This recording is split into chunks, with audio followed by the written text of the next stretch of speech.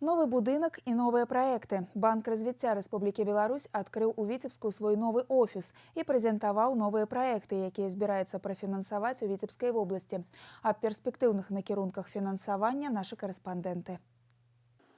Банк развития займаецца фінансаваннем маштабных інвестыцыйных праектаў, прадугледжаных дзяржаўнымі праграмамі. У нашым рэгіёне ён прысутнічае з 2013 года. І за гэты час агульны аб'ём укладзеных у эканоміку в обласці інвестыцый склаў больш за 350 мільёнаў рублёў. Прыярытэтныя накірункі, мадэрнізацыя і адкрыццё новых прамысловых прадпрыемстваў, развіццё сельскай гаспадаркі. Сёлета за сродкі банка развіцця закуплена больш за 500 адзінак тэхнікі для аграпрамысловага комплексу рэгіёну. У рамках рэалізацыі ўласнай программы поддержки малого и среднего бизнеса банк профинансовал больше за 120 инвестиционных проектов. Те объекты, которые мы финансируем, не отличаются от объектов, которые мы финансируем по всей стране. Это практически все важные сектора экономики. И здесь в Глубоком два объекта, и молокозаводы, и мясокомбинат, и Витебская бройлерная фабрика, и производство свинины в Толочине. Очень много проектов. Нам удалось построить работу по всем накопленным долгам таким образом, что я сегодня могу сказать, у нас нет проблем по кредитам с Витебской областью.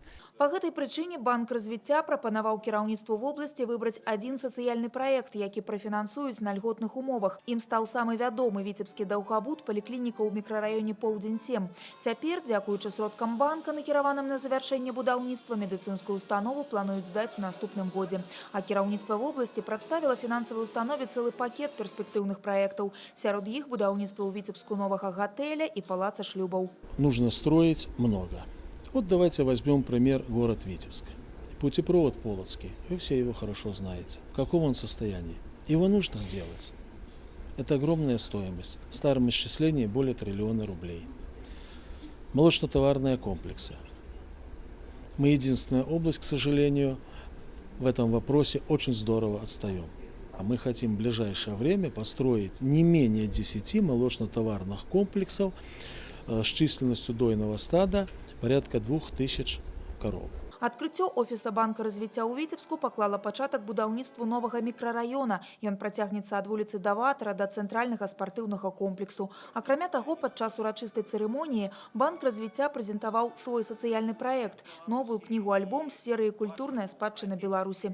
Выданне пад назвай «Сімфонія стагоддзяў» прысвечана полацкай зямлі, Францыску Скарыні і 500годдзю беларускага кнігадрукавання. Вольга Шмаргун, Станіслаў Дудзін. Навіны. Віцебск.